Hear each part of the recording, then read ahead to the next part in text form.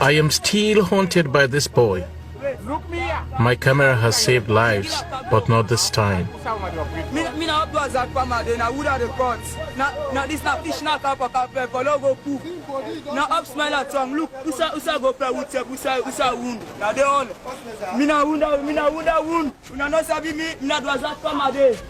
Could I have done more to save him? Another nameless victim of the endless tragedy of Africa. Yes, man sabi me. Na man dey sabi me. Look at the fire explaining the boss man. But let them not kill me. Na man dey sabi me.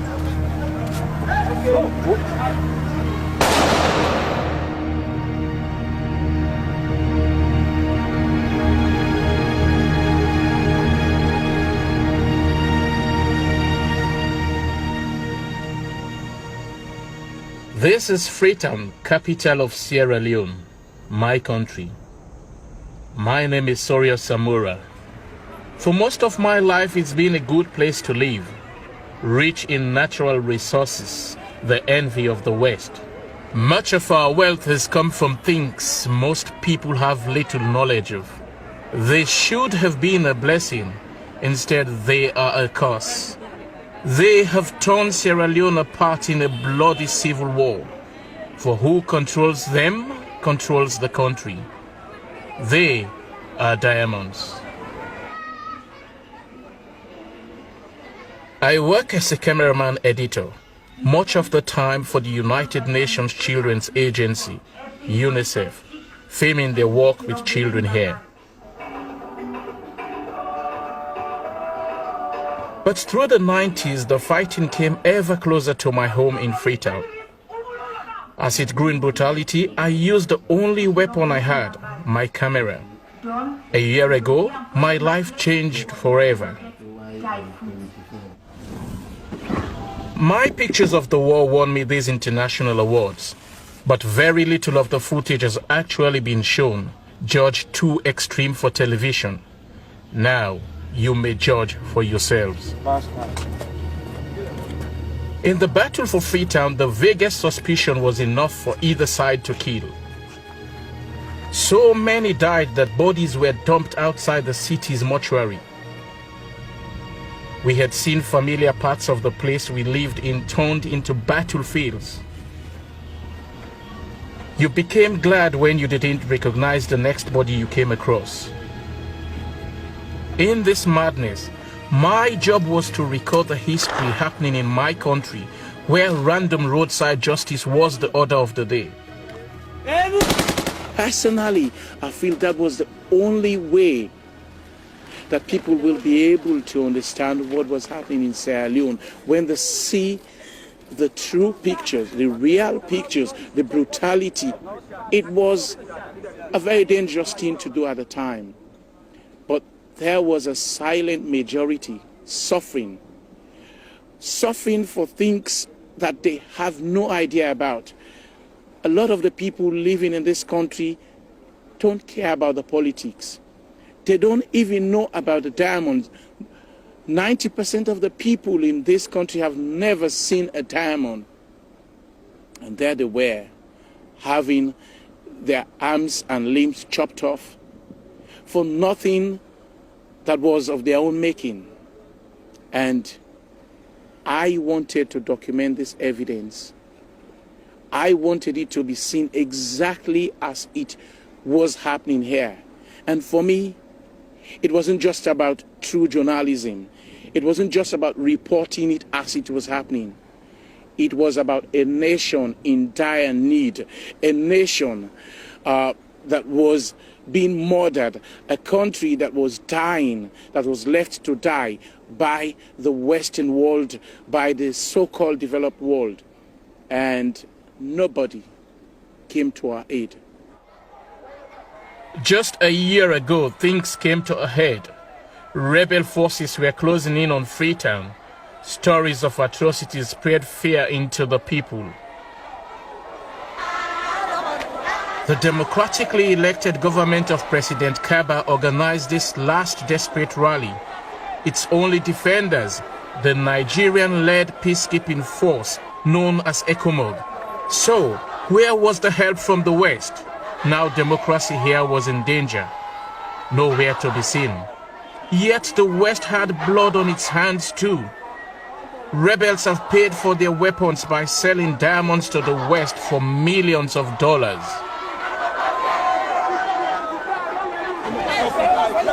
One man suspected of being a rebel was chased into a police station. Had I known at the time that rebels were already mingling with the crowds, I would not have filmed. Later they were to execute government supporters recognized in the crowd. 4 days later, rebels hit Freetown. On the 6th of January 1999, I was in this building with a friend. I came over to the window. I watched them shooting at houses. I knew it was dangerous, so I had to be careful.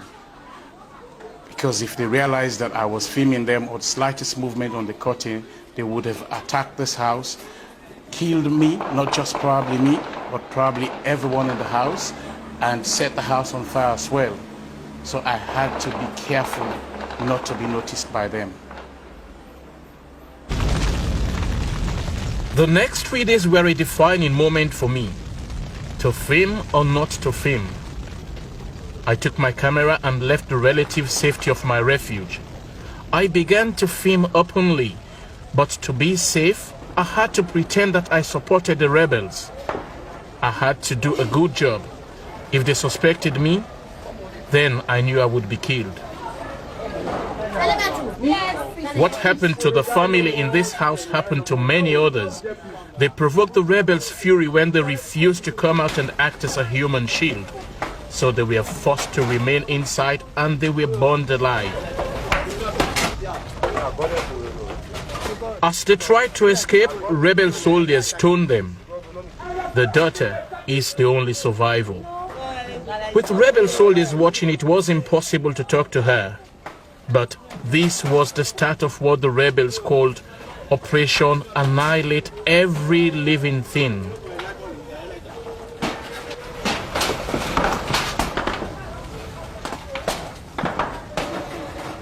For some reason, I don't know, they let me film. I stayed safe playing along with their filming requests. On this occasion, they ordered me to gather some local children singing their song, "We Want Peace." The rebels now controlled most of the city except for the very west of Freetown, still held by ECOMOG forces. I was taken to this bridge. It gave the rebels protection from air attacks, and it was their headquarters in the west of Freetown. I thought I was never going to walk out of here alive. This is the bridge that the rebels were using as their headquarters, and this is where I was brought the moment they caught me. The first thing I did was to pray to God to look after whatever is left of me and protect my children, because I know what the rebels were capable of doing. In fact, the very minute I was brought here, they brought a young lady whom they raped right in front of our very eyes. I was forced to look on. There was nothing we could do to help her. We had to witness this sort of scenes for about 3 days, after which ECOMOG located the area where the rebels were and attacked. At this time, they all had to run for their lives. A lot of them had to run towards the east, which was still under their control, and I had to make for ECOMOG lines. Dangerous as it was though, but I was lucky to survive. Hundreds of civilians had escaped as well from the rebel advance. Among them, desperate people with terrible stories of what they had experienced at the hands of the rebels. The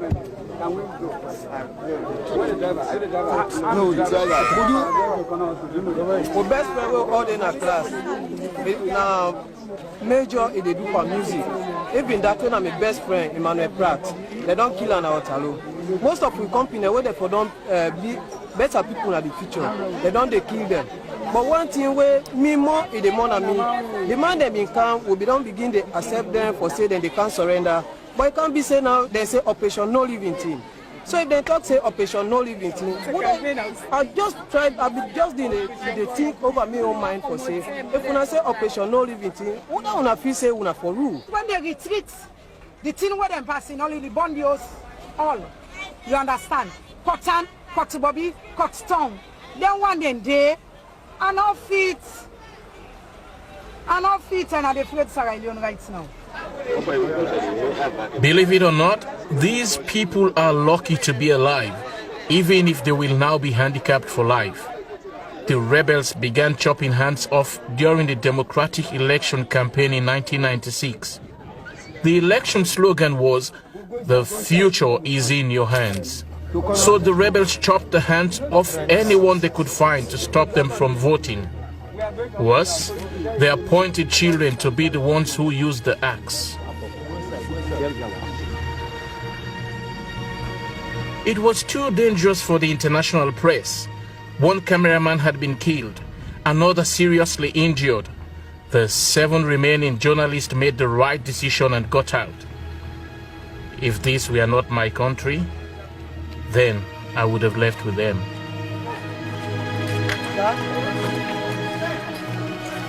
It was 5 days after the rebels entered Freetown when I made my escape to the Ecomog lines.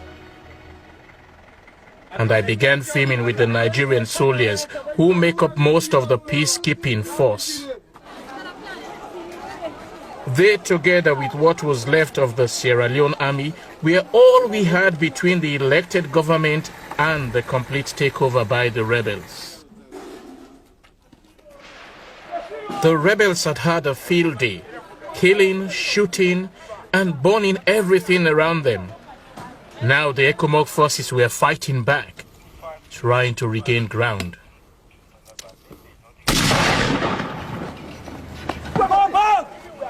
Ecomog forces now moved into the center of Freetown. Civilians were caught in the crossfire. A lone rebel sniper brought the forces under fire.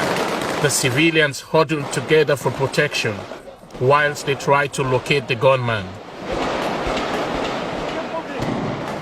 By the time we got to this point, there was heavy fighting going on. This was the most dangerous place to be on Earth at the time. Ecomog was trying to capture the building on the far side because a sniper was operating from that building. And by the time we got close to the building, an Ecomog major and captain had already been shot dead. Because of that, Ecomog went haywire. Then came news that another senior officer and a Sierra Leonean soldier had been shot by the rebel sniper. One person with a rifle was destroying the morale of these soldiers.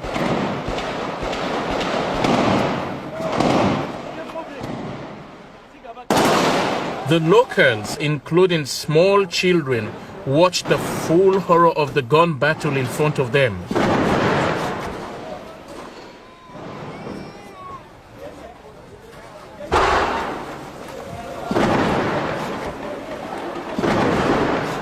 At last, Ecomog soldiers took the building and found this young boy.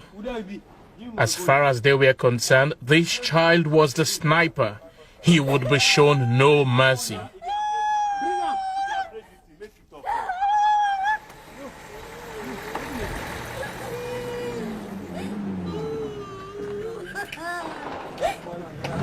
Who is this one?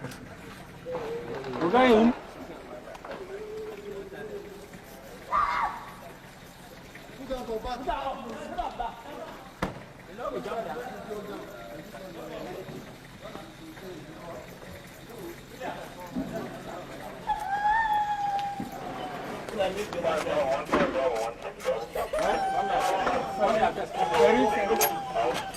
Ferry Johnson.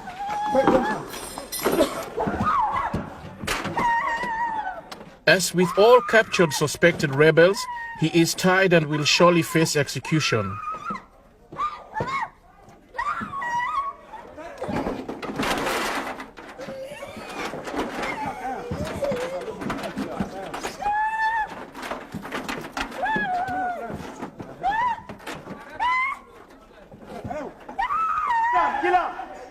Another suspect is caught in the same building. He is forced into the street and shot by the Kamajo civil militia, allied to the government and the ECOMOG forces. It looked like the boy was going to die as well. But by fate, the Sierra Leonean Minister of Information, Dr. Julius Spencer, happened to be in the street at the time, seeing the confrontation for himself.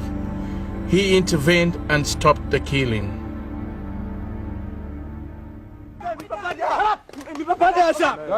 At that time, ECOMOG viewed everyone as a potential enemy. Anyone rumored to have helped the rebels, no matter where the rumor came from, was considered a traitor and treated accordingly. Because I had filmed with them on the front line, I was now allowed to film in most parts of the city. I filmed many beatings like this one and the executions that followed. Sometimes just because I was there with my camera, they would not be so quick to condemn suspects to an immediate sentence of death. In a way, these, the very people who were supposed to protect us, found it hard to avoid the same cruel methods as the rebels.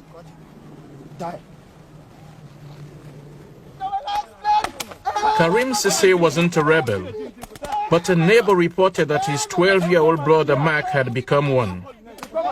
He said he'd seen Mark with a bag believed to have contained money and small arms. By the time I arrived, Mark had already been beaten and killed.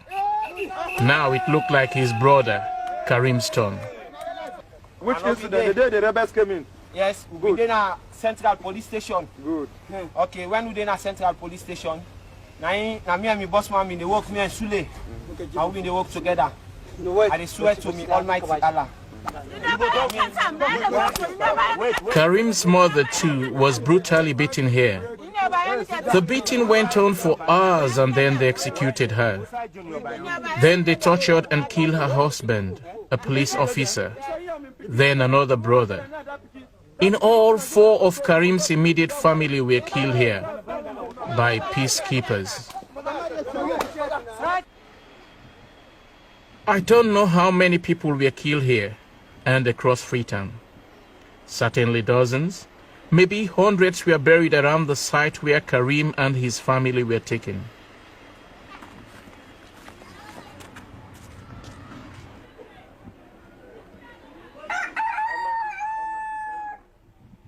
I never expected to see Karim again, but amazingly I found him. His remaining family now relies on him alone.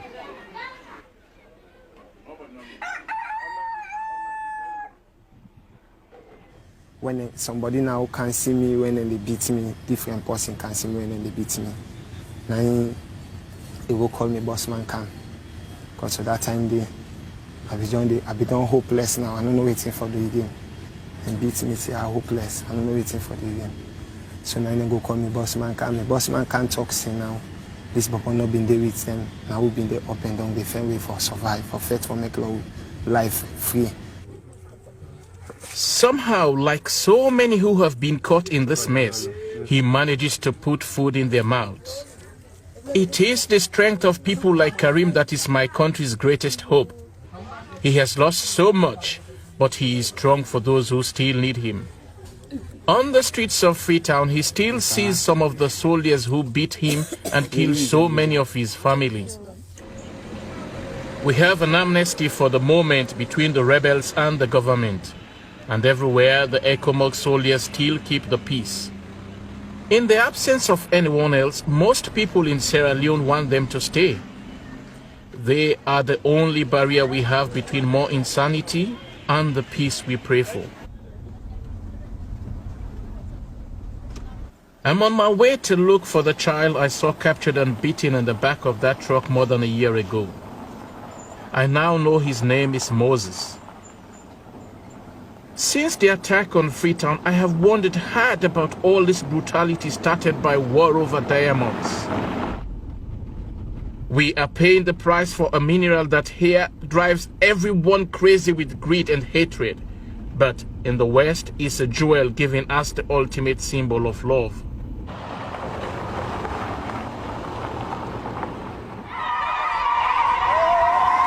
Moses now lives by the sea in a rehabilitation center